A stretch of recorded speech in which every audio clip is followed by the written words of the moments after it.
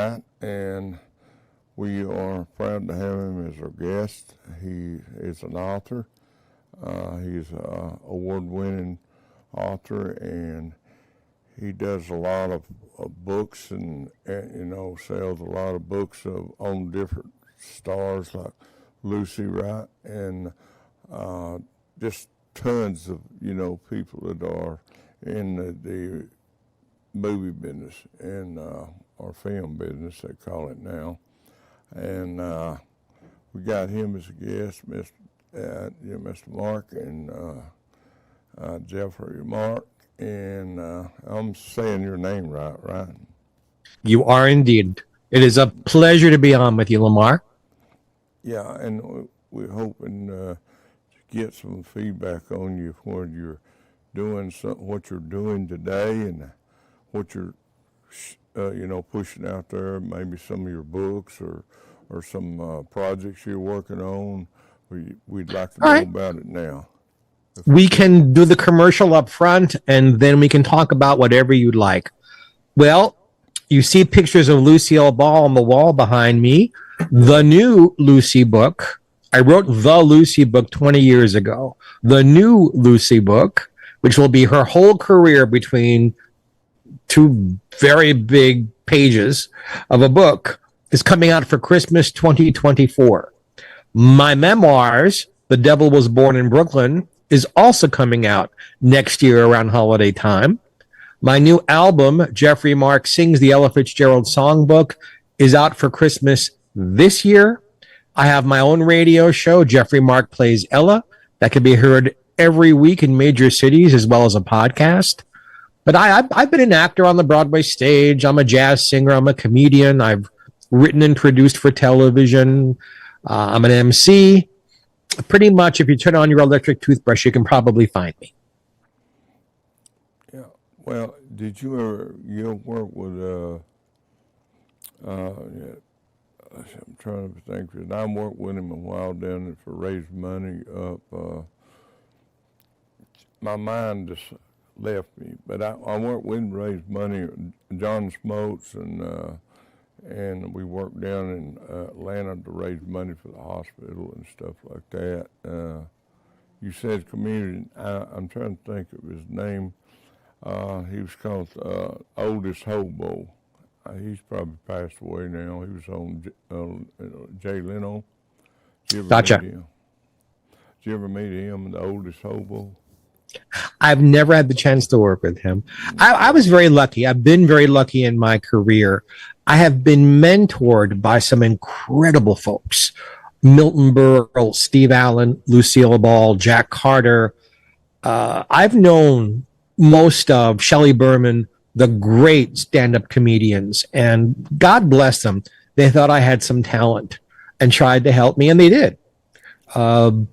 So I always call myself the luckiest guy in the world because I started my career at 15 when most kids don't know what they want. I knew exactly what I wanted, and I went after it, and it's been a very successful and long and hard work. But I'm in show business 49 years now, and I've known the greats, and I'm very, very grateful for it. Yeah, well, Lucy, I'm sure you met Lucy, hadn't you? I got to interview her, and she made my year, or she made my career. Yeah. I asked her, how come, as the years went by, you dropped two things that was kind of a signatures of the character, the Lucy character, the crying Jack, and that little noise she used to make when she was found out doing something wrong. Ugh. I said, why did you drop those? Because they were so much a part of your character. And she said, young man, that is the best question anyone has ever asked me about my comedy. And that opened up a floodgate of things for me to ask her, and I used every word she said in the Lucy book. Yeah, I used to watch her show and her Vivian, and that her and Vivian, I understand that they couldn't get along sometimes. I think if you put two women who love each other like sisters and have them work together week in and week out for 15 or 16 years. There's going to be times when one of them gets on the other one's nerves. Yeah. They got started badly. Do you want to hear the story of how they got started? Because that'll probably answer your question. Miss Ball had a hit radio show called My Favorite Husband. And Bill Paley, who owned CBS, wanted to bring that show to television. And Miss Ball said, why should I do that? She was making an enormous amount of money every week for reading a script. Because on radio, you didn't have to memorize. You didn't have to wear costumes or learn blocking. She said, I'll do it if you'll let Desi play my husband. And there's a very long story about how they didn't want him. But they finally agreed, but they needed the Fred and Ethel characters, and they didn't know who to ask.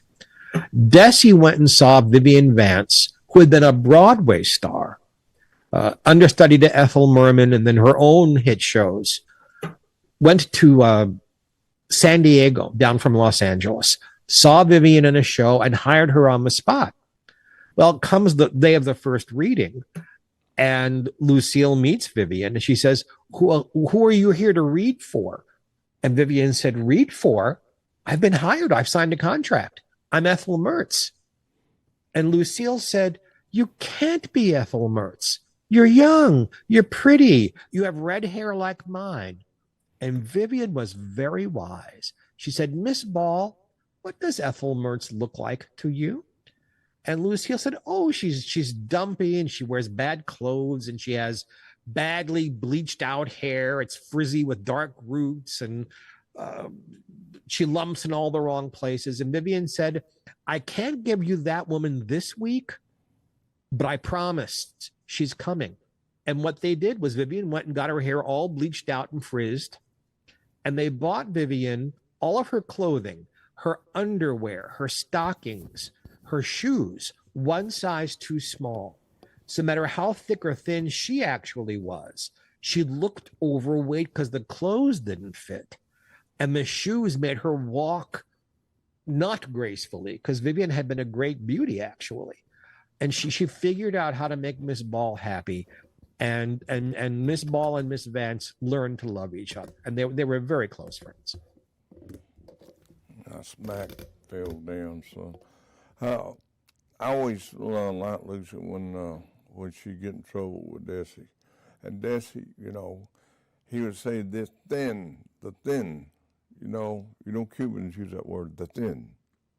I got a Cuban friend down in Miami, and he says, man. He don't use say man, he says man. And I always got, good kick out of hearing Desi talk with the accent.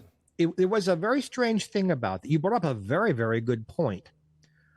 The writers learned early on that they didn't really have to write much as far as Desi's accent was concerned. In real life, when he spoke English, he was hard to understand. He spoke very quickly, much more quickly than Ricky Ricardo did. And with that heavy accent, in fact, even in Spanish, other Spanish-speaking people had a hard time understanding him because he talked rat-a-tat-tat-tat-tat-tat-tat-tat. Fernando Lamas said, I used to tell Desi to speak in English. I couldn't understand his Spanish. So they found places where the Lucy character could make fun, but they had to be careful. They had to be careful not to make Lucy and Fred and Ethel seem racist in any way. And they found that while the audiences would laugh if Lucy made fun of him, if Fred and Ethel or other people made fun of Ricky's talking, the audience didn't like it. They were very protective of these characters. So they used making fun of his accent sparingly, usually when Lucy was on the defense for something she did. Then it was like, all right, husbands and wives sometimes argue unfairly. But it was very funny. Desi, really his only biggest acting experience had been in musical comedy on the stage. And he made a very few films where he played mostly comedies. It turned out he was great. He was very, very funny in what he did. Yeah, I think it was too. And, you know, when there's two together like that, it makes it even more funny. The reason it wasn't, you know, funny when Ethel and them made fun of them is because they were a team and they know what to, you know, they was putting it together the way to be funny. And everybody liked them, so they felt like they was, you know, not being fair, you know, by making fun of them. And or not, You know, they you know. the more they say in real estate, it's location, location, location. On a situation comedy, it's casting, casting, casting. The show was brilliantly written. All those years, from 1951 to 1960, there were only five writers, if you count Jess Oppenheimer, the head writer. Only 5 people wrote all of those shows. They only had 3 directors all those years. But the casting, Desi Arnaz and Lucille Ball and Vivian Vance and Bill Frawley were brilliant at what they did. And they brought so much of themselves to the characters. And the writers were very smart. The writers didn't know that Bill Frawley had been a big vaudeville star as a song and dance man. They didn't know that Vivian Vance had starred on musicals on Broadway for Cole Porter. But once they found that out, they worked it into the shows. Turns out Desi Arnaz can dance. Turns out Desi Arnaz is funny and is good with props. Oh, look, Lucille Ball is. So the writers worked with the best parts of the actors. There were actors who were considered for Fred and Ethel. And had they been hired, the show would not have been nearly as funny. We have those 4 wonderful people, 5 great writers, and 3 great directors to thank for how wonderful that show was. Yeah, and for them to, I imagine some of the shows that were wrote, they maybe got involved and changed some of that writing too, maybe, to make it more interesting. They didn't do that back then.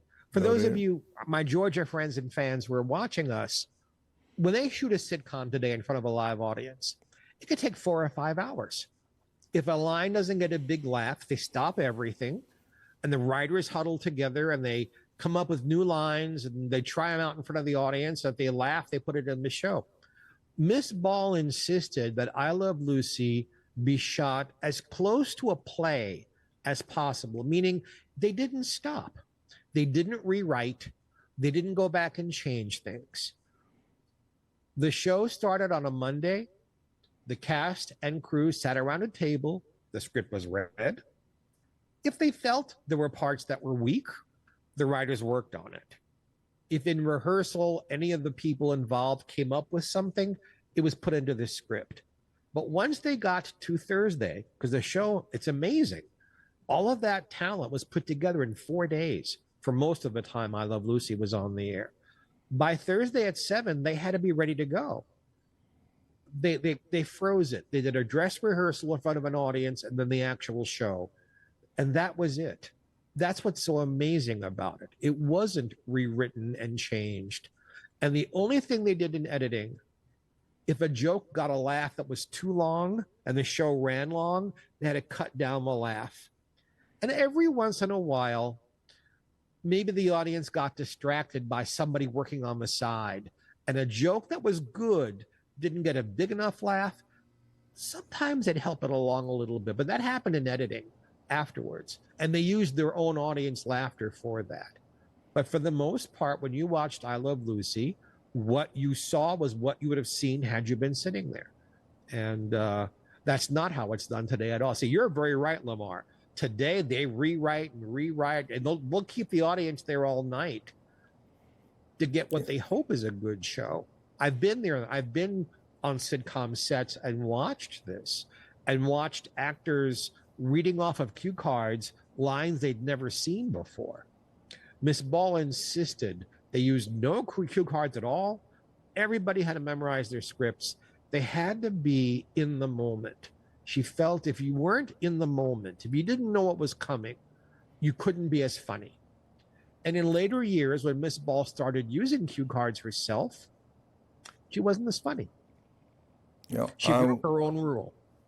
yeah, I worked with Ned Beatty one time up in Nashville. They'd done a show, and he couldn't. He got to the point they had to read it to him, and of course he's passed away now, but he was a nice guy too. He loved chess. He was a very nice man. What you're alluding to, in case our audience doesn't know, is that Ned Beatty lost his vision. Very slowly over a number of years. They didn't talk about it in the press, but there came a point where he was practically blind and could no longer read a script or see cue cards. So everything he said had to be said to him, and he had to memorize it that way, which is very hard to do. But he was an enormously nice, talented man. Yeah, and he was friendly. This was a scene where I was a prisoner, and there's a prisoner. It was in the Nashville jail, one of the jails up there. I can't remember what it was, but I'm just in it for a little bit. And he couldn't remember his lines, and they kept telling him. And of course, you know, I understand that Jackie Gleason. You ever meet Jackie Gleason?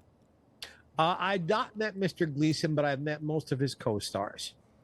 Okay, well, I understand that he never read the scripts. That he always, you know, freelance, you know. Well, that's not, there's truth in what you're saying, but it's not 100% true. Yeah. What happened was, and people point to the Honeymooners, of course. What people don't realize is that for the first 52, 53, 54, the first 4 seasons of the Honeymooners was a sketch. Yeah. 5 minutes, 10 minutes, 20 minutes inside of a longer hour show. There was a variety show where Mr. Gleason played all kinds of characters, and people sang songs and dances and things. And then right in the middle of the 50s, they shot 39 of these things as a half-hour sitcom. So, and then after that, it went back to the variety show again. All through the years, what Mr. Gleason did was he didn't like to rehearse. He felt, especially as Ralph Cramden, that if he rehearsed it too much, somehow the funny would go away. So he would read the script. He would know what the punchlines were, certainly. He wasn't making all this stuff up. What he didn't necessarily know is where to stand or to handle the props that are there, because he did it with very little rehearsal.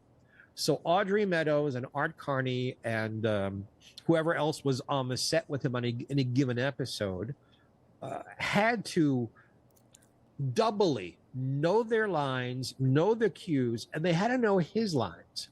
So if he forgot something, they could feed him the line just enough for him to pick up on it and say the right lines. And there was a signal. And if you watch the Honeymooners, and I know some of you, my Georgia friends out there, love the Honeymooners, as Ralph is going back and forth in the kitchen, he touches his tummy like this.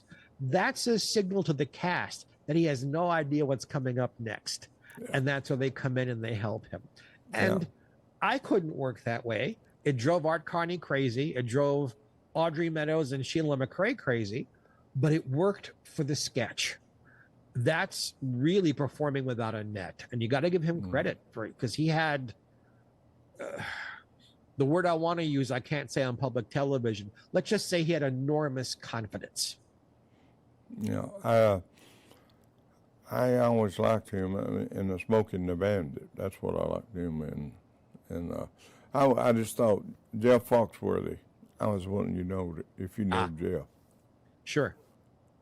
Yeah, Jeff created a whole new area of comedy. Really, the country comic, the redneck comic. I know redneck is not necessarily a very nice term, but it's what he called himself. You know you're a redneck if. It had stopped. People thought it was politically incorrect, and he brought it back, and he brought it back very successfully. Yeah, redneck's just a word to me, and don't offend me at all. Some people, just get offended at everything nowadays. They just can't stand this, they can't stand that, they can't stand it, just instead of being, just open to everything. If you want to disagree, that's your privilege, but don't make a big deal out of it. That's that's the way some people just get offended at everything. I don't like to be called names. I don't call other people names. Yeah. But when it comes to comedy, there is a fine line there. There's comedy that can hurt some people's feelings. What do? You don't do the comedy, or you do it anyway and hope that people understand what you're trying to do. Look, there are comedians out there who purposely try to offend. They think it's going to make them famous by being offensive. I don't find that funny. Yeah. But there are people out there who walk the line. They come right up against being offensive, but they're respectful enough that any intelligent person should be able to understand what they're doing. And I like that, if it's really funny. Yeah. Well, it's just like all the dirty words comedians use. I've never said a dirty word on stage, ever. In fact, I've gotten yelled at. They said, you're a grown man, you're over middle-aged. Why don't you say dirty words in your comedy? I say, because it's not who I am. And there are some people who are dirty, who work blue, as they say, who I think are very funny. And there are some, they use these words, every third word is a 4-letter word. That's not funny to me. Oh, look, he said the dirty word. Ha, ha, ha. No, it has to be funny.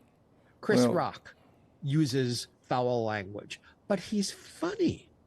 There are other people I won't mention. I have no taste for them at all. So you write for some comedians, right? I have, yes. Yeah. It's all about respect to me. It's called respect. Everybody should have respect for one another, respect for what they believe. That's their choice. Everybody should respect one. Even if you don't agree, you just say, well, I don't agree, but don't make a big deal out of it. It's respect. Everybody. That's where in the big picture, sir, I agree with you. If we were to get into specifics, which is not my area is show business.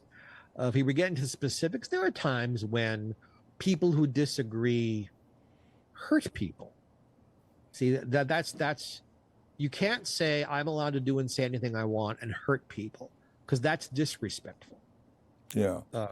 You can have it both ways. I get to say and do whatever I want, and you must respect me, but what I say and do doesn't respect you. No, that's not a right. That's not a right. Hurting other people is not a right. There are a lot of people in this country I don't agree with. And as long as they are respectful, I can have dinner with any of them and enjoy myself. I'm the same way.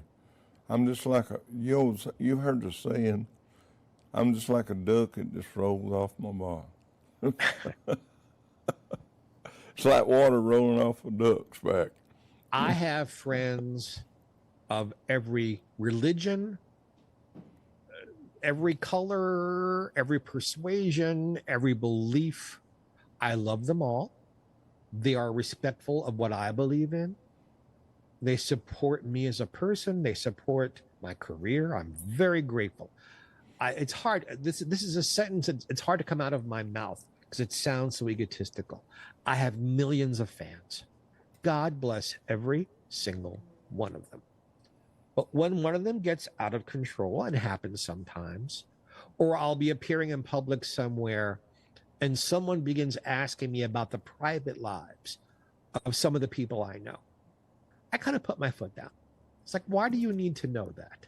Why is it your business what some celebrity has done privately? Would you want to talk about your life that way in the open public? Yeah, I wouldn't never ask someone about the private life.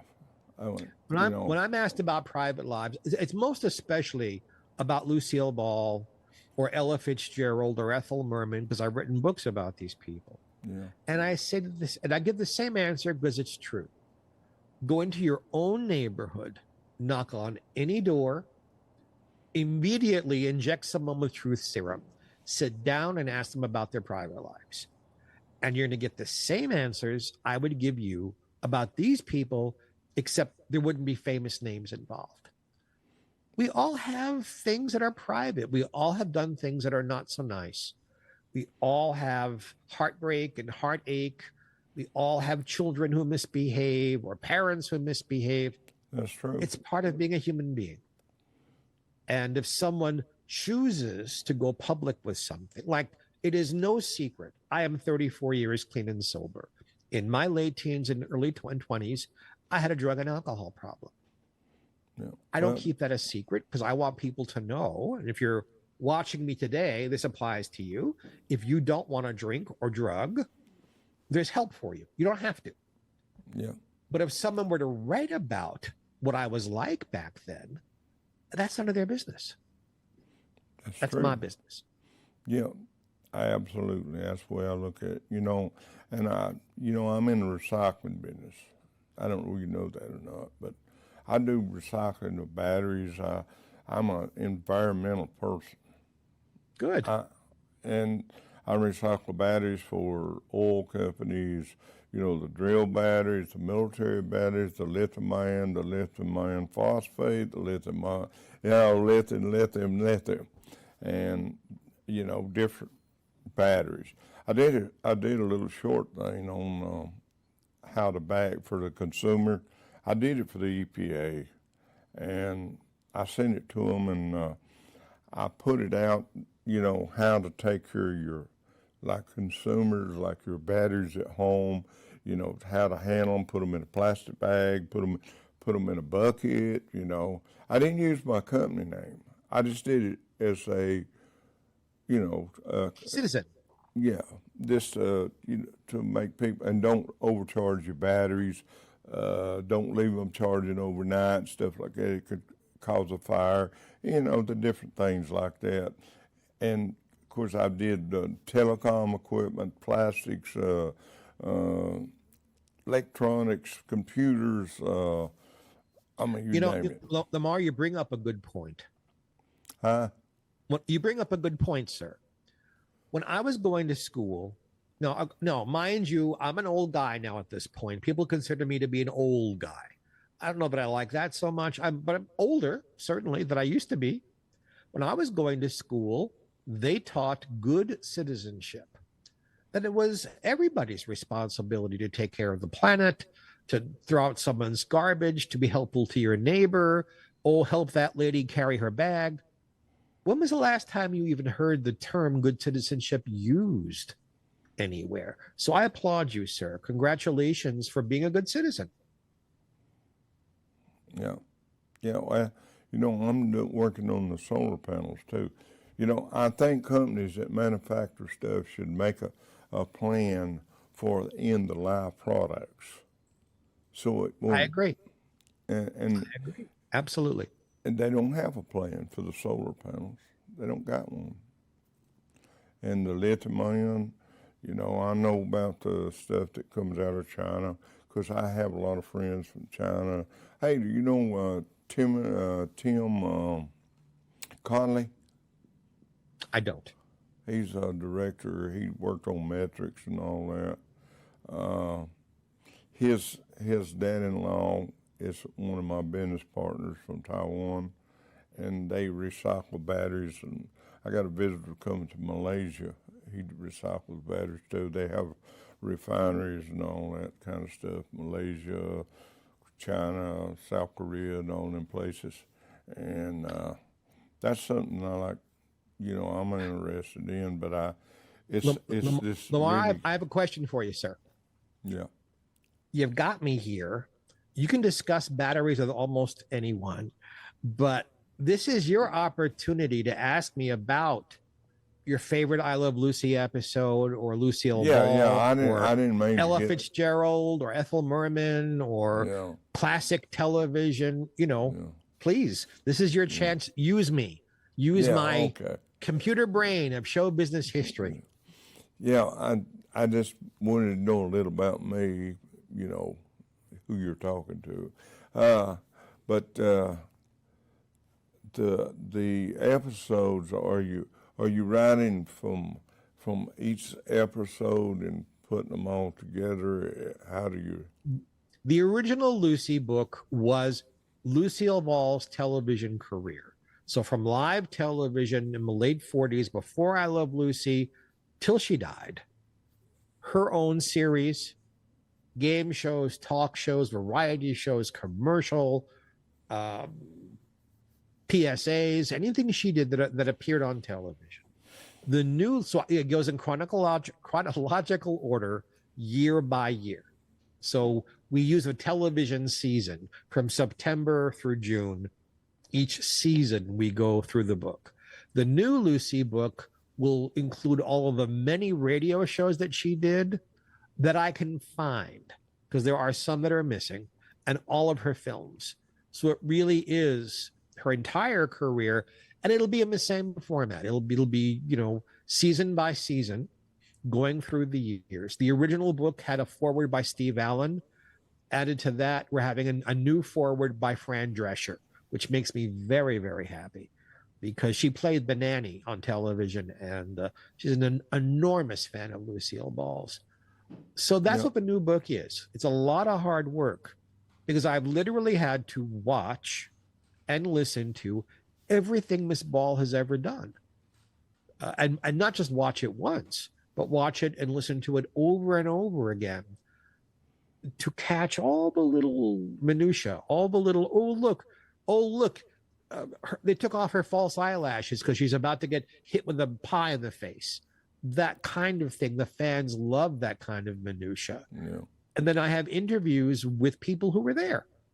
Oh, yeah, I took off her eyelashes because the fans love that kind of thing. The first Lucy book, you know, bought jewelry for me. I'm hoping the new one will do as well. You know, do you have a favorite episode, Lamar? Yeah, when she's, you know, the candy on the conveyor. The chocolate candy factory. Yeah, I like that one. They actually went to the farmer's market on Fairfax Boulevard in Hollywood, where there used to be, it's not there anymore. In California, a very well-loved company of chocolates is called See's Candy, SEE''S. And they found a chocolate dipper there, and they brought her into the studio. Now, she didn't quite understand what was demanded of her. Really, all she was supposed to do was just wrap those chocolates.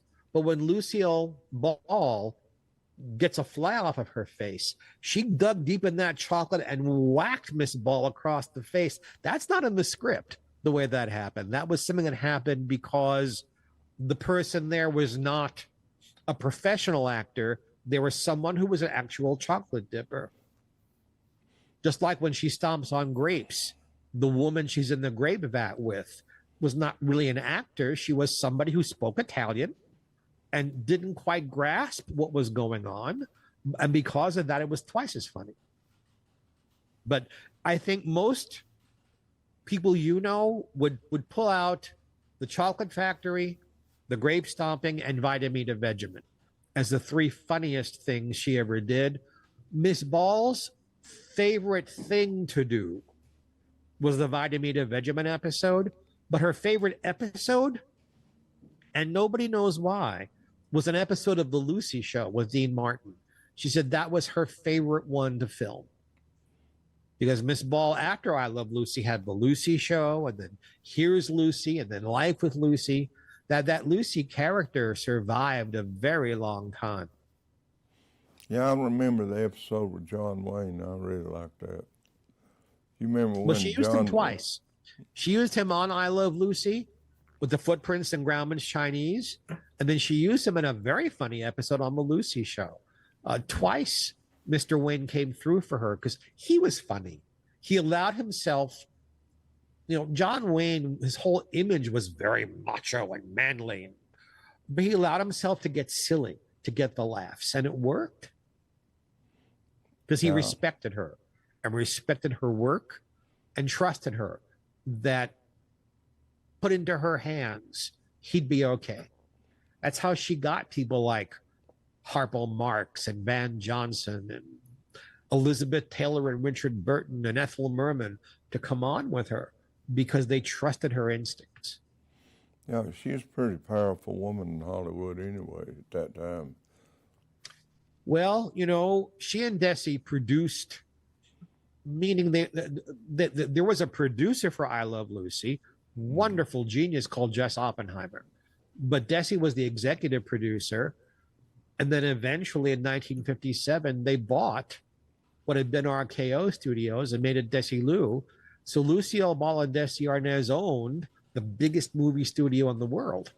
And when Mr. Arnaz and she divorced, and Mr. Arnaz decided to retire from running a studio, she became the first female head of a studio, and it happened to be the biggest studio in the world. And for those of you maybe who aren't old enough to remember all of this, after Mr. Arnaz left, Desilu also gave us Mannix with Mike Connors, Mission Impossible, and Star Trek. So all of that was also Yeah, Paul's fingerprints all over them. I'm just going to ask you about Star Trek. They was involved with Star Trek, right? Well, there was a period of time where Desilu was having a hard time selling new sitcoms to CBS. CBS always had the first thanks but no thanks. And CBS did not want Star Trek. So they took it to NBC. They made this pilot, and NBC didn't like the pilot. They didn't like the guy playing the lead because it was a different character. They didn't like Mr. Spock's pointy ears. They didn't like that number one was a female. So they reshot a new pilot with Bill Shatner and kept Leonard Nimoy in as Mr. Spock, and NBC bought it. And it's very rare for a production company, because it costs them money to pay twice for a pilot. The same thing happened with All in the Family, although Miss Ball had nothing to do with that. There were 3 pilots made of All in the Family, each time the same script, but with different people playing the kids, before finally CBS bought that. Sometimes you just have to have people who really, they say, no, this belongs on the air, and we're going to keep at this till it gets there. So that's what happened with Star Trek. She knew it belonged on the air, and look at all the money it's made. Yeah, it's still playing too. Is Lucy's show still on public domain? Some of her shows are, ain't they? None of her shows are really in the public domain. There is a season of The Lucy Show that Viacom, who owns it now, forgot to up the copyright on. So there's about 30 episodes that are in the public domain. The rest of them are still owned by Viacom. Viacom owns I Love Lucy and The Lucy Show. Lucy Arnaz and Desi Arnaz Jr., through their company, Desilu, TOO, because their names are also Desilu. They own Here's Lucy and Life with Lucy and the specials that Miss Ball did in the 1970s. But they're all available. They're all available on DVD, and a lot of the platforms you find old programming on, you'll find these shows. So for those of you who are Lucy fans, she's not hard to find at all. Yeah, we got some shows we run on our Roku channel too. A few, and you know, the one that we checked out, made sure this. Oh yeah, if you watch Roku, I Love Lucy is on. So I don't think I Love Lucy is ever going to go away. I think I Love Lucy. There are certain shows, I Love Lucy, The Honeymooners, the Dick Van Dyke Show, the Andy Griffith Show. I don't think those are ever going to go away. There's something evergreen about them, and the original Star Trek series. Just for decades and decades, and every 5 or 10 years, young people rediscover these shows and just love them. Even my grandchildren, who won't watch anything black and white, it has to be in color. they love I Love Lucy. Yeah, I like the black and white, the old shows, you know, like Lucy Dunn and all the others. You know, Bonanza, if I'm not wrong, I think Bonanza was the first color show to come out on TV, wasn't it? Bonanza was the first hour-long filmed show broadcast in color. Yeah, that's what I thought. And of course, Lucy was black and white, and then it moved over, and of course, back then they had two separate beds and all that. They slept in and all Well, there's that. a reason for the separate beds. When Lucille Ball got pregnant towards the end of the first season, they didn't know what to do because the show is slapstick. And if Miss Ball can't do slapstick, what are we going to do with her? Hide her behind, big chairs or, behind potted plants? And finally, it was just Oppenheimer, the producer, who said, why don't we just have Lucy Ricardo become pregnant? Well, the problem was, back in 1952 and 53, you couldn't use the word pregnant on television. And they separated the beds out because, good heavens, people might figure out how she got pregnant. So they made them sleep in separate beds so there'd be nothing naughty about it. And they brought in a minister, a priest, and a rabbi to look at all the scripts about the pregnancy and her having the baby. And they said, there's nothing wrong with these. This is a natural part of life. And the gentle humor in the pregnancy episodes reflected what everybody was going through who was having a baby. But that's the reason for the separate beds. And the separate beds things, Lucy and Desi were the first to sleep in one bed together. Next was Ozzie and Harriet, who were, like Lucille and Desi, a real married couple. Yeah. And the next people after that were Darren and Samantha Stevens. Everybody else slept in separate beds after that.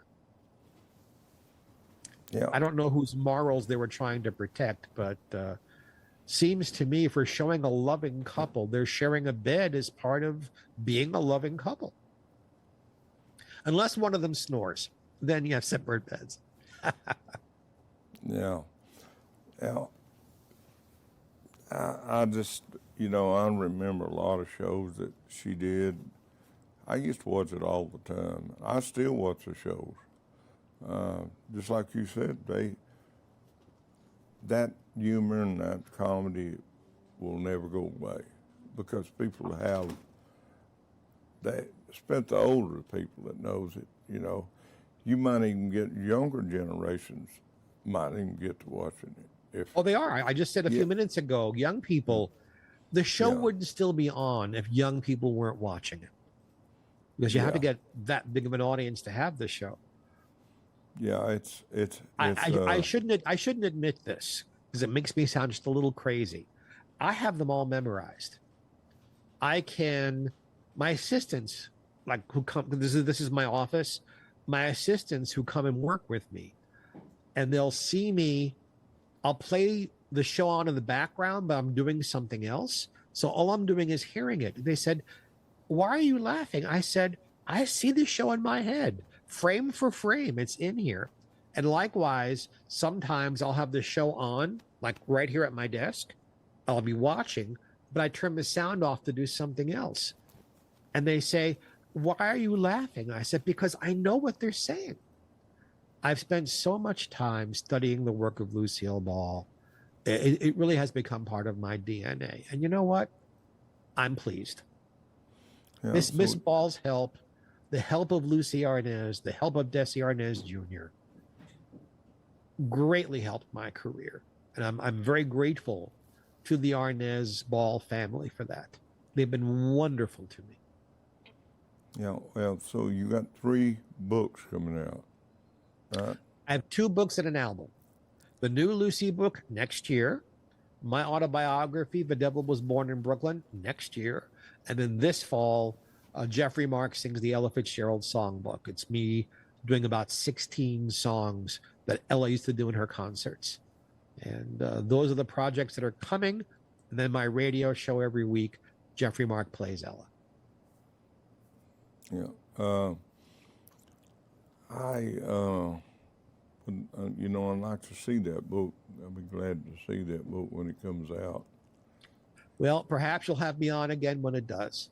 We'll send you one. Okay, we'll be glad to have you on anytime. Get a lot of knowledge from you on Lucy and other stuff that. I'll tell you what, Lamar, you help me find a place to go sing near you to promote my album, and I'll come on live on your show with you. Okay. Well, let me tell you what our plans are here. We're planning on getting on cable. Now, this program right here, we're doing it. We're going to record it, and we will send it off to another network that has cable, 3 cable connections, Comcast and, Link. Well, there's the one in Dalton, Georgia. I don't know if you know what Dalton is, but they have, it's Spectrum, and we'll put it on Spectrum on the local area. Also, we'll put it on the Dalton area. It covers, North Georgia and areas like that, and goes into Lafayette, Georgia, 4 or 5 cities. We will be playing that, and you're okay with that, I'm sure, right? It helps make me more famous. And we're on Rumble too. We're doing Rumble right now. We're doing Facebook right now. Yay! And so let's see. I think it goes out on Rumble or not Rumble, but Roku. So I think this show goes out as a streaming. I'm not too sure about that. Well, wherever it goes, I'm happy to be. Okay, we'll promote you. Don't worry about that. I appreciate it, sir. And anytime you want to come back on, just let us know. Well, you know who my publicist is, Harlan Bowl. Let Harlan know you want me, and I'll be back. Okay, well, that was great talking to you. You have a my great pleasure, evening. and my pleasure to say hello to all my Georgia friends and fans. All right. You have a great weekend. You too, everybody. All right. Bye-bye.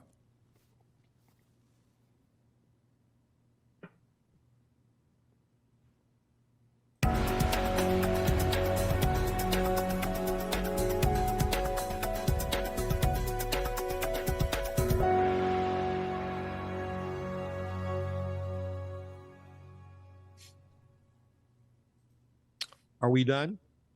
I think we are. Yes. I think we are. All right. Did you guys get